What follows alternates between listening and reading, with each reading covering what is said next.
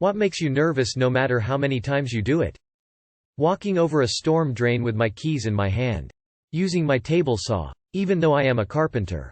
Let's break ourselves into small groups and when my boss goes, can we just have a quick chat? Driving in between two semi-trucks on the freeway. Bonus points if one or both is carrying a bunch of logs. Walking out of a store without buying anything. Edit. Thank goodness I'm not the only one. Sounds like there are literally dozens of us. At meetings when they say, "Okay, everyone, let's go around the room and introduce yourself." Even worse when they require stupid things like, include your favorite food and why you like it, or, tell us why you're here. Because it's mandatory? Job interviews. Surprise guests. Edit. I don't fuck my guests, I just meant having them happen. Drive in front of a police officer when I have no reason to be nervous. Trying to mingle, start conversations in social settings where I don't know anybody. Using a mandolin slicer. Even using the safety guard I get a little queasy when I have to use it. Calling off work. Anytime I hand edit a database. Anything that has to do with my car. I have been scammed even over a simple oil change. Even if I try to be confident, it's very clear once I start talking that I have no clue about cars. Literally had someone quote $400 to change an air filter. I said no because I could not afford it. Found out later how insane that quote was. Sadly that just fueled my fear. Answering the door. Sometimes I just don't. Tuning my violin. Calling someone on the phone. I'm a fairly outgoing person and I love talking to people, but I rely a lot on seeing a person's face and observing their body language, which isn't possible on the phone. Voicemails are less terrible, but I still panic a little because if I mess up while leaving a message, the other person has a freaking recording of me being really awkward. I'm so thankful texting exists. Edit. Oh, and I always end up having a coughing fit. And because the only person I ever talk to on the phone is my grandma, and I always close by telling her I love her, I live in constant fear of mistakenly telling a random person I had to call that I love them. Flirt, ask someone out. Have a cop behind me, I never fucking speed. What are your absolutely weirdest, runs in the family, traits or characteristics? Before we vomit our left hand goes numb, no idea why. Everyone on my dad's side of the family becomes allergic to onions and garlic around age 40. I have 10 years left and then I need to do some serious research into alternative seasoning. My grandmother, mother, my siblings, and I all have the exact same mole on the back of our necks. Same spot, same size, same color. I haven't inspected my maternal aunt's necks to see if they have it too, but I'm starting to think I should. Multiple people in my family have Meniere's disease, which, among other things, makes it so consuming caffeine makes us go deaf. I have one slightly pointed ear. My grandfather had it too, and apparently his grandfather. So we have an elf ear that runs in the family that skips a generation. Also none of my siblings or cousins have it, so it hits one person every other generation. Weird. Our teeth develop slowly. I, 28M, have 3 baby teeth left. My mother had only lost one baby tooth at age 14 and lost her last one age 35. One of my uncles died in his 60s with a baby tooth left. Third nipple. My husband's brother has one and 2 of my kids have it as well. One of my kids thinks it's like a cool party trick and would show everyone on the playground. He was disappointed to find out that other kids didn't think it was as cool as he did.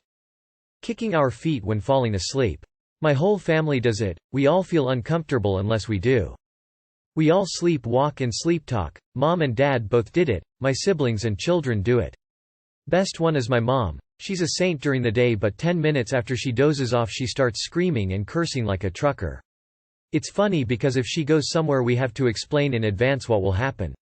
She's harmless for the most part, she has tossed and broken a few remote controls that she left on the bed next to her though. Me, I'm a sleepwalker, talker and eater. I check the locks, the gas on the stove, then raid the fridge and eat anything that I can get my hands on. A lot of the women in my family have 3 or 4 kidneys. Low body temperature. My dad's mom had it, as does my dad, me and my daughter. When you take our temp we're always between 95–96.7, anything higher and we're running a fever.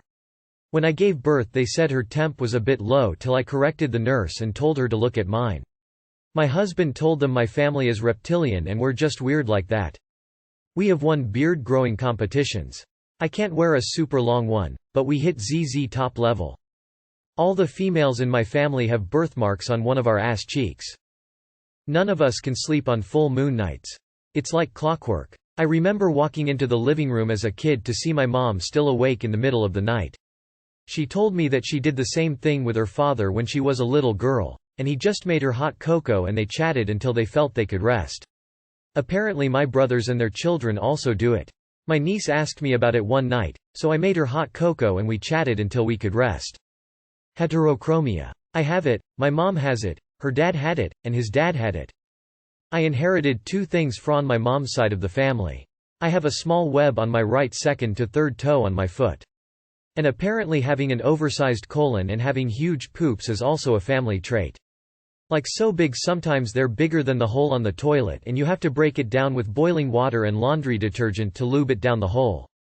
I don't think it's that weird, but other people seem to. The sun makes us sneeze. Light triggers our sneezing reflex, so whenever we go from inside to the bright outside sneeze. Same if you turn on a light in the middle of the night. It's definitely funniest if the whole fam goes out to eat or something, and when we step outside together we all sneeze. I learned somewhere that it's a recessive genetic trait. Is bad luck a trait? My family's unofficial slogan is, if it weren't for bad luck, we'd have no luck at all. It's more true than it has any business being. In my family, we have very dense bones. I can't break a bone, literally. My father has it, my daughter too. I've been in 2 serious car accidents, 1 serious motorcycle accident, fell from 3rd store window as a kid and had a few more serious falls. Lots of cuts and bruises but bones in perfect condition. But we found out about genetic condition few years back when my kid fell down the stairs and landed hard on the concrete and got up like nothing happened. Went to the hospital and insisted on all tests possible and they discovered it then. Doc said that we are very fortunate because that is rare. Funny thing is, on my mother's side of the family they all have very brittle bones. Literally, at any given time, someone is wearing a cast tears of joy. Some people in my family including me have this weird trait called geniospasm which makes our chins tremble involuntarily by a long period of time and at different speeds. Haha. It can be triggered by situations when we feel nervous or excited, you really never know when. It is super uncomfortable because people see you in a weirdly form or think you are in a verge of an anxious crisis when is just our chin casually wobbling. There is no way to stop or prevent it, it actually sucks. Until this day I have not met other people with this condition woozy face.